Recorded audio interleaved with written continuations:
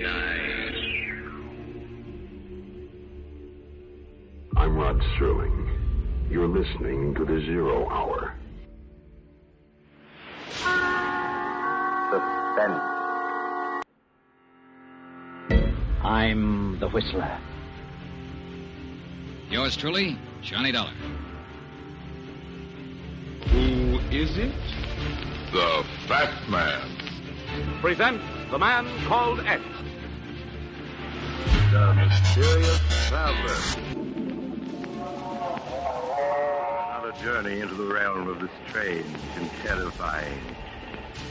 I hope you will enjoy the trip, that it will thrill you a little and chill you a little.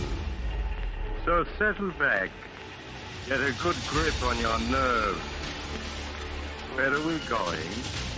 You'll find out when we get there.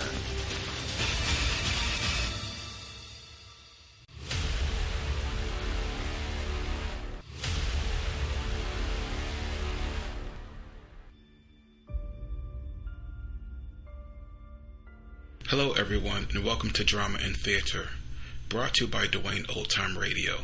Drama and Theater features some of the best programs from the golden age of radio, including Escape, The Fat Man, Suspense, The Whistler, Zero Hour, Yours Truly, Johnny Dollar, and many, many more. Before we start today's drama, if you enjoy what I'm doing, let me ask you to subscribe to my channel. Subscribing is 100% free, and you will receive notifications on new posts. Lastly, if you have a moment, write a short 1 or 2 sentence review or give a rating on your preferred podcast service. A positive review or rating would help me out a lot. And now, on to the drama. And thank you for your support, as always. Hope you enjoy. It's almost Christmas time for those who follow Christmas. And this week we have The Whistler. This drama is titled Notes in the Night, and it aired June 27th, 1942. Have you heard The Whistler?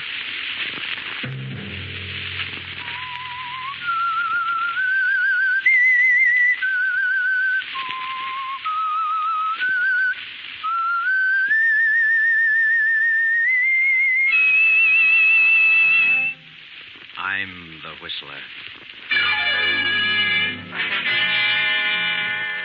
I must kill Henry. That was Ambrose Brennan, official of an airplane plant. He found strange notes in the night. You better get away, Ambrose. Take a good long rest. The sooner the better. That was Henry Pierce, Ambrose's partner. He was growing fearful of Ambrose. Get this prescription filled, Ambrose. It'll make you sleep. And you'd better get away. And that was Ambrose's friend, Dr. Fenwick. And this is Ambrose's wife, Doris. What's happened, Ambrose?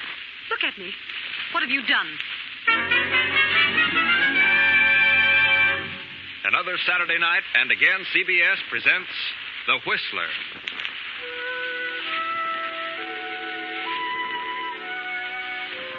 And I, the Whistler, know many things, for I walk by night. I know many strange tales, many secrets hidden in the hearts of men and women who've stepped into the shadows. I know the nameless terrors of which they dare not speak. And so I tell you tonight the strange story of Notes in the Night. A storm rages wildly over the countryside. Beyond that long row of trees stands a lonely house half hidden in the darkness of the night. Not a single light appears from any of its many windows. But up there in that room with the large window, a man stirs fretfully in his sleep. The man is Ambrose Brennan, an official of an airplane plant. But it's not the storm that stirs his uneasy slumber. It's something else, something far more sinister, something that has happened many times in the past few weeks. Now he stirs again, moans loudly, and suddenly sits bolt upright in his huge bed. Who's there? Who's there, I say? It's funny. I had sworn I heard something. I swear I felt someone in the room. Turn on the lamp, Ambrose. You'll see. I can't imagine what's happening to me. It's just nerves, I guess. It's just... Good Lord.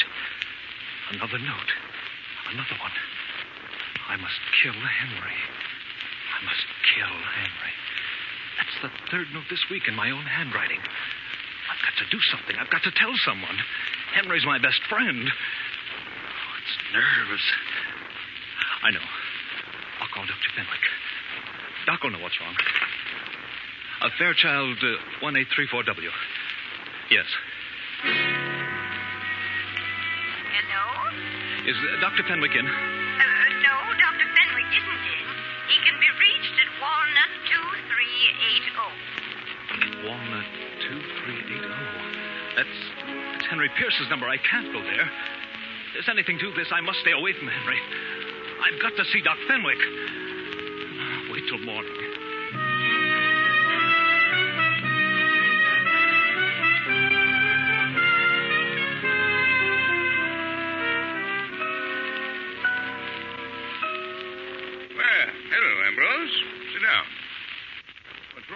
Doc, I've got to talk with you. Oh, of course, Ambrose. Why not? What's up? Something's wrong with me. Terribly wrong. Oh, yeah? Read this note. Note? I must kill Henry. Henry? I must kill Henry? I don't get it. What has this to do with your trouble? I wrote it. You did? Well, really? And why did you write it? I don't know. I don't remember writing it, but I know it's in my own writing. And that's it. Who's Henry? Henry Pierce. Who else?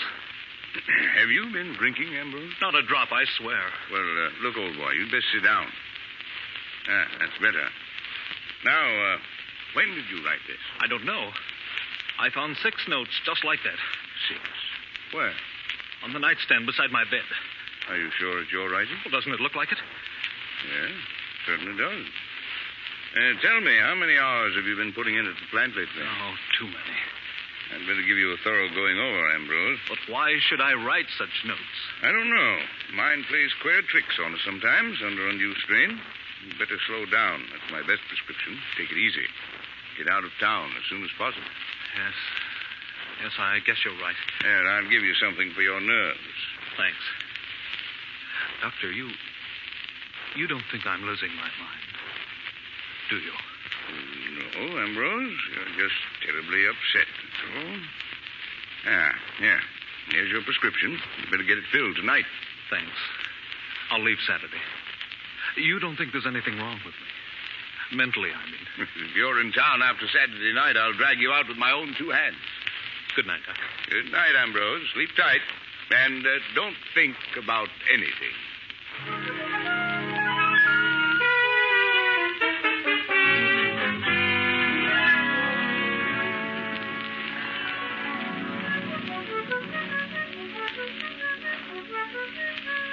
Ambrose, why don't you take a little vacation? What do you mean, Henry?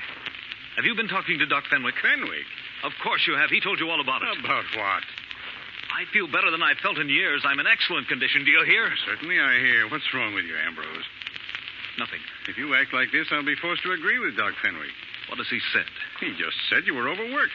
Well, he doesn't know everything. Ambrose, you'll please me very much if you'll take a little vacation. Did Doc Fenwick tell you what was bothering me? Yes, he did, Ambrose, and I think you'd better get away as soon as possible. Oh, I'm sorry, Ambrose, but don't worry. Everything will be all right. Then you're not worried? You're not upset about it? Certainly not. Why should I be? Please believe me, Henry, I wouldn't do such a thing. I've never even thought of such a thing. I'd kill myself first. You do believe me, don't you? Huh? Why, of course I do, of course. I wouldn't kill you. I have no reason. Shall I drive you home, Ambrose? No, I'll get home. I'd better leave tomorrow, hadn't I? I'll go up to my place in the mountains. There's no one there. My wife has gone to Palm Beach. Yes, Ambrose. You better leave tomorrow. Yes. Doris will be back from Palm Beach in 3 weeks. That'll be long enough. I'm sure you'll find things different when you return. Quite different. Good night, Henry. Goodbye, Ambrose. Sleep tight and don't think about anything.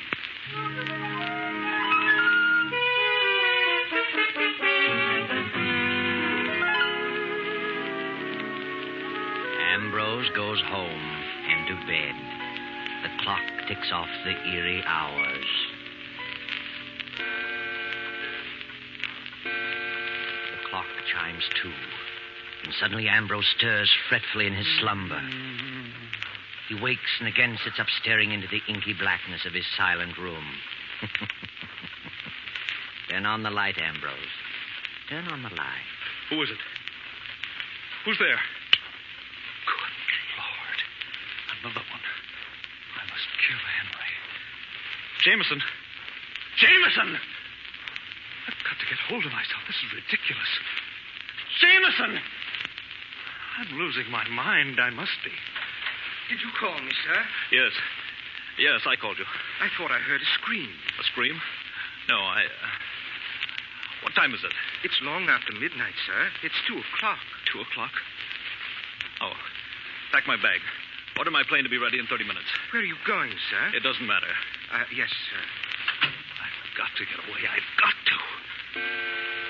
2:15. I must get away. I must. I'm mad. I must be. Jameson! Jameson! The car is at the door, sir. Then come on with the bag. Where are you going, sir? I don't know where I'm going, Jameson. Understand? Yes, sir. I understand. Good night, Jameson. Goodbye, sir.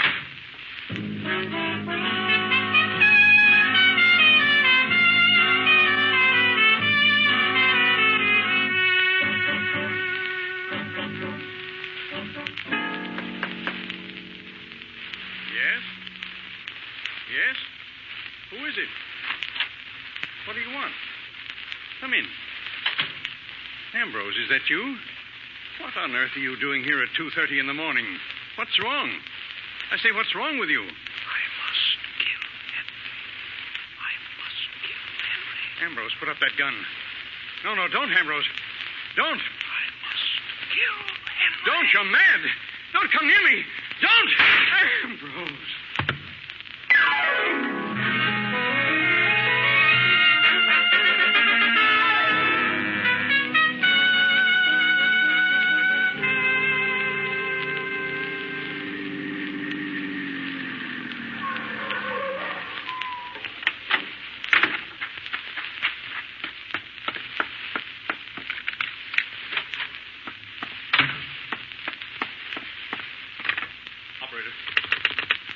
Operator, I want Dr. Fenwick in New York. Fairchild, 1834W. Please. It's Dr. Fenwick's residence.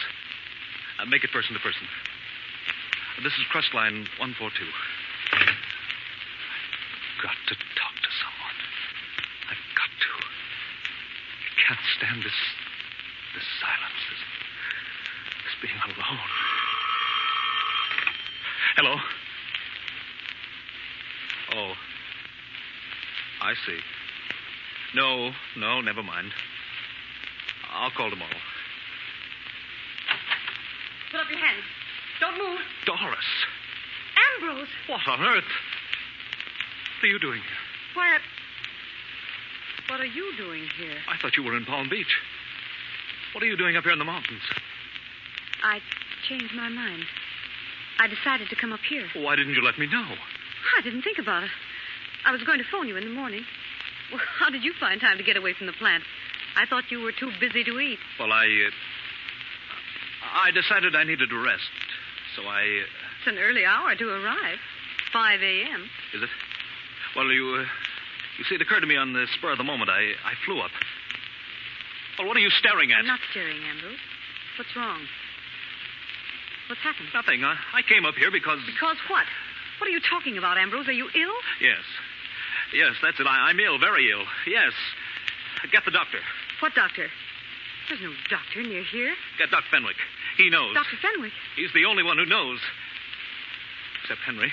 Are you out of your mind? No, I'm not. Do you hear? It's a lie. I'm not crazy. I won't be crazy. Oh, Doris, what's happened to me? What's happened? Oh, poor Henry. Ambrose, look at me. What have you done? What have you done? Let me alone. I'm going to bed. I want to get some sleep.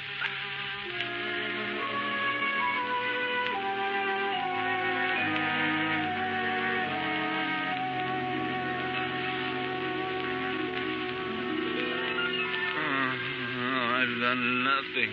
Nothing. What's that? Wake up, Doris. What? That noise. I didn't hear you. I did. Hear it? There it is again. There's someone coming there. They are at the door. There's no one. You see? I'm not here. I haven't been here. You don't know where I am. Do you understand? Yes, I understand. Doc. Doc, it's you. Oh. Hello, Doris. Hello, Doctor. Did you get my call? You did, didn't you? Now, Ambrose, take it easy. Everything's going to be all right. Don't get excited. All right. What do you mean? You've got a 50 to 1 chance to pull out of this. Pull out? Certainly. I know you're mentally upset. You have been for weeks. I'll swear to that. I have records. I'll appear on your side. You'll get out of it. Out of it? Out of what? You're not a killer. Killer? What did you say? What did you say? I said you weren't a killer. I understand your case perfectly. Henry is dead? Yes. I'm sorry to say Henry is dead. He died about 2:30 in the morning, as closely as can be determined. From all indications, the police think he committed suicide. But he didn't. He didn't. You know he didn't. He may have. Then why did you come here? I thought this is where you'd come, and I was right. What does this mean, Doctor? It means that if Henry's dead, I killed him. I must have. Must have. Are you positive? Yes, who else could it be? I've written notes to myself for weeks. This Doc knows. He knows all about it. Do you? Yes, but I didn't think it would come to this. But why did you do such a thing? He was your best friend. I know it. But if he's dead, I must have done it. But why did you do it? I don't know. No, please, don't upset. He wasn't responsible. I am responsible. I did it. And I'm going back. No, Ambrose. Stay here till I send for you. I'll have a talk with you. No. I'm going back this morning. I can't believe such a thing. Doris, why do you look at me like that? Please. I don't know why I did it. Oh, Doris, don't you believe me? I don't know. I don't know. Tell her, Doc. Tell her. Tell her what? Tell her the truth. Tell her I didn't do it for a reason. Explain to her how it was. You know how it happened. Go on, tell her. Tell her. Come now, old boy. This is not helping you. What'll they do with me? Why? Now, look, it's early yet. It's 9 o'clock. You'd better try to get some sleep in this afternoon. I'll take you back to the city and make arrangements for you to go someplace where you can have a nice rest. What kind of a place? Why, rest home. I know a nice, quiet place. You don't mean a rest home. I know what you're thinking. You mean an asylum. You think I'm insane, both of you. Now, Ambrose. Well, why don't you say it? Ambrose, if you don't control yourself, something will happen to you. I won't go to an asylum. Do you hear? Do you hear me? Stop it. I won't stop it. You don't care about me. You're both cold and heartless. You want me to be locked up, both of you. Ambrose, please. Please, calm down. Keep away from him, Doris. See?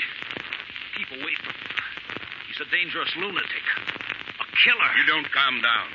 I'll have to use force. You try it. You just try it. I'm going out that door, and don't you try to stop me. You run away like this, you stamp yourself as a hopeless lunatic. They'll find you. They won't find me, and I won't be locked up. Ambrose, please. No, I'll kill myself first. You're a fool, Ambrose. A mad fool.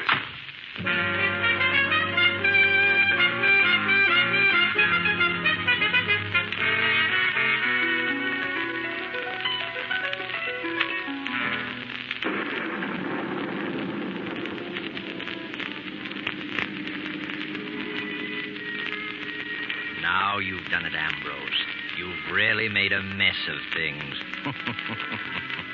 You're a fugitive now.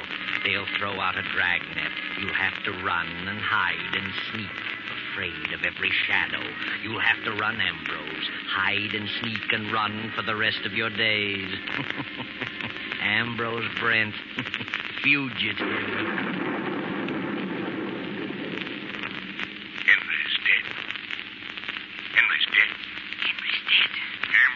Fugitive. Ambrose Brent, 5 feet 8, 150 pounds. Brown hair. Blue eyes. Wanted for murder. Murderer. Fugitive. Lunatic. Padded cell. Lunatic. Padded cell. Lunatic. Hurry, Ambrose, hurry. More gas. Step on it.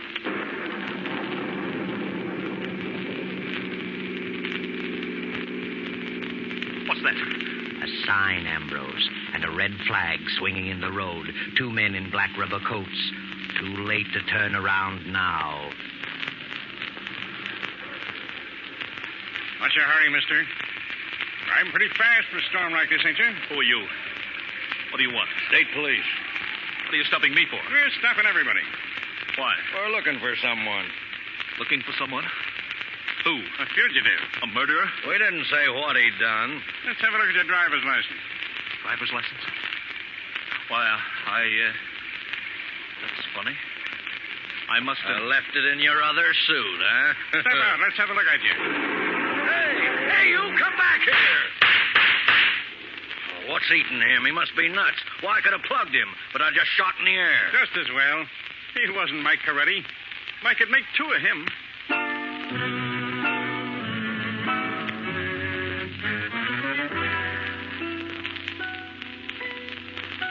Know where you are now? Recognize this room? That's right. It's the room of death, where Henry was murdered the night before. His body has been removed, but the pad on his desk is still there, smeared with a large brown stain. There are 5 people in the room: Dr. Fenwick and Doris Brent, Jameson the Brent's butler, Inspector Fields, and Carnes of the District Attorney's office. The inspector is speaking. District Attorney Carnes had an appointment with Henry Pierce. It was he who discovered the body this morning. Pierce had been dead about 7 hours. Right, Mr. Carnes? That's right, Inspector Fields. We attempted to reach Mr. Brent and were told by Jameson, the butler, that he left town at 2 in the morning. He told us about the place in the mountains, and there we reached you, Mrs. Brent. You've no idea where your husband is, Mrs. Brent? Not the slightest. Your butler said you had gone to Palm Beach. Yes, I started for Palm Beach, but I changed my mind and went to the mountains. And your husband came there last night? Yes, it was about 5 in the morning. About 9 o'clock. I flew up to the cabin and got there a few minutes before 9. Why did you go there, Doctor? Well, I had advised Ambrose to take a rest. He's been working too hard and was heading for a nervous breakdown. When I learned of Henry's death, I went to tell him about it. Doctor, you visited Henry Pierce here last evening. I did. He phoned me to come over. I got here about 11. He'd made a new will and wanted me to witness it and asked if I would serve as executor. I read it and signed it. I see. In whose favor was the will drawn? Well, the old will left everything to Ambrose. Henry had no living relative. But because of Ambrose's mental condition, he decided to leave everything to Doris, Mrs. Brent. That's correct. I found the will on the desk. Was Ambrose Brent your patient? Yes, of course. What was his trouble? Too much work. He had a great responsibility. Did you think he was losing his mind? No. Did he think so? Well, he was terribly upset. He'd been having hallucinations.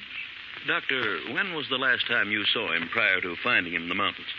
The evening before Henry died. I wrote him a prescription. Mm-hmm. And where did you go after you left Henry Pierce last night? I told my servants that I was going out of town for a holiday, but it was storming so when I left Henry that I decided to stay at my club. Mrs. Brent, did your husband, Mr. Pierce, ever quarrel? Not to my knowledge. They were the best of friends. I see. Have you told us all you know, Dr. Fenwick? No. Then I think you should. What was it that bothered Ambrose Brent? Well, he said he had been writing himself notes. They were all alike, in his own handwriting, and all said the same thing. I must kill Henry. I didn't know this.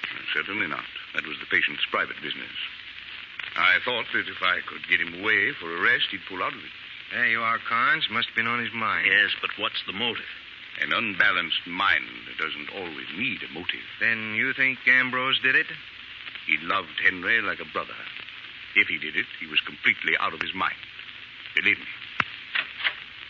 Ambrose. What? Well, thank heaven. You finally came to your senses. Come in, Mr. Brent. I suppose you want to see me? I'm Inspector Fields, Police Department. This is Mr. Carnes of the District Attorney's Office. Yes, I know Mr. Carnes. I thought you'd gone on a little vacation, Mr. Brent. I had gone, but not on a vacation. Mr. Pierce told me you'd gone for a couple of weeks. I was going on a vacation, but something changed my mind. Oh? What was that? You know. You know why I've come back. Henry's dead, and I killed him. When did you kill him? I don't know. Must have been last night. Why did you do it? I wish I knew. I recall neither the crime nor the motive. But I'm sure I did it. Why are you so sure you did it? Because of these notes, 6 of them. I've been writing notes to myself for weeks. Read them. Are they in your own handwriting? Certainly. But I don't remember writing a one. I must have some form of amnesia. Hmm?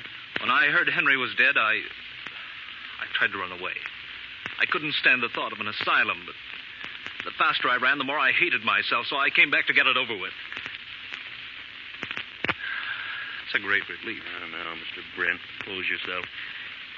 Mr. Brent, did you know that Henry Pierce made a new will last night, leaving his estate to your wife? What? Why should he do that? Well, perhaps he was worried about you. Of course. Why shouldn't he be? He knew I was acting strangely. Take a look at this will. Is that Henry's signature? Certainly. You're sure it isn't your writing? It is not. I couldn't copy his signature if I tried. It's just a bunch of scrawls. Mm-hmm. Oh, Mr. Brent, take this pad and write on it, I must kill Henry. Please, isn't that being a bit brutal? Go ahead, write it. There you are. Good. Now write the date on it. They weren't dated. Well, write it anyway. Write the date in numerals. Don't name the month. There it is. Thank you. Now you write the same, Mrs. Brent. There. Thanks. Now you, Dr. Fenwick. There you are. Mm-hmm. Well, the notes you got were certainly in your own handwriting, Mr. Brent. I told you that. Why waste so much time? I came back to get it over with. I'm tired. There. You need some sleep, old man. You'll feel better after you've had a nap. I can't sleep. I haven't slept for days. You should have. You've been taking that medicine I gave you. I didn't get it. I didn't want to sleep. I just wanted to get away. Here's the prescription, still in my pocket. Prescription? May I see it, please? Thank you. What is this medicine, Doctor? It's intended to induce sleep, but he's so stubborn he wouldn't take it. If he had, this wouldn't have happened. Oh. Inspector, take a look at this note written just now by Mr. Brent. I must kill Henry. And the date. 5/14/42. May the 14th, 1942. Now, Mrs. Brent's note. I must kill Henry. 5/14/42. The same. Mm-hmm. And now Dr. Fenwick's. I must kill Henry. 14/5/42. Now read the date on the will. 14/5/42. What does that mean? There aren't 14 months. And now look at the date on this prescription. 14/5/42. Well, I'll be darned. What does it mean? It means that Dr. Fenwick was educated in Europe, where they indicate the day of the month first, then the month. The 14th day of the 5th month. What? Well, you're crazy. Are you accusing me of this? It means that the doctor, not Henry, wrote this will, and if he wrote the will, he must have killed Henry Pierce. And if he killed Henry, he must have had a motive. And I've guessed that motive. You're out of your mind. What motive would I have? You also wrote those notes and left them for Ambrose to find. You're an expert at handwriting, Dr. Fenwick. You figured that Ambrose would be declared insane, and Henry's as well as Ambrose's property would go to Doris with you as executor in complete control. I don't believe it. Ridiculous. And this is what I hate to say at this moment, but I think it's true. Dr. Fenwick, tell him about you and Mrs. Brent. That's a lie. Tell him, Doctor. That's what's back of the whole thing. You're stuck. You might as well tell him. All right. All right, I wrote the will. I wrote the notes. I am in love with Doris. I have been for years. She was in love with me. Doris. I'm sorry, Aunt. But she had nothing to do with Henry's death. Not a thing. I came here that night disguised as Ambrose. Henry didn't hear my voice. I only whispered. He thought it was you. That's all. Sorry, Doris. Stop it! Good Lord. Well, the doctor is dead. The doctor's dead, yes. But that's not all, not quite. There's something troubling the inspector, and you, Ambrose, and you too, Doris. How was it that Mr. Carnes first got wise to the doctor? How did the doctor slip up? How did he show his hand? I know. And so does District Attorney Carnes. Go ahead, Mr. Carnes. Tell us. Well, the doctor said he had gone to the cabin to tell Ambrose of Henry's death. He arrived at the cabin at 9 a.m. I didn't discover the body till 10 a.m. and gave strict orders that it was not to be announced until we'd inspected everything thoroughly. Therefore, the only way the doctor could have known about the murder was to have been present when it happened. So you see, the doctor didn't go to the cabin to inform Ambrose. He went there to meet Doris. And when he was surprised by Ambrose, he used the death of Henry as an excuse for his coming.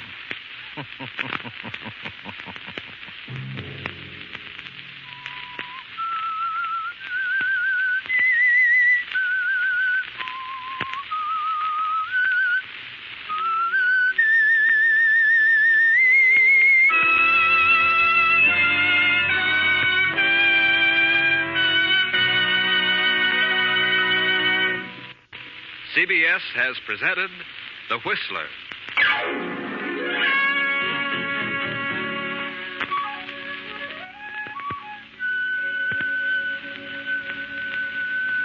Original music for this production was composed and conducted by Wilbur Hatch.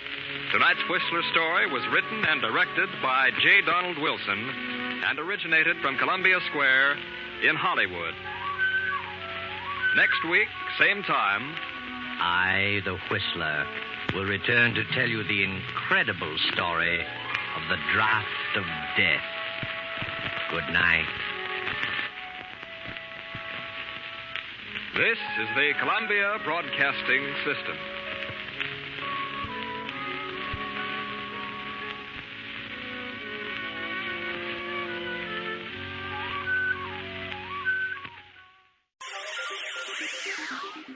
Thank you for listening to and showing your support for my podcast.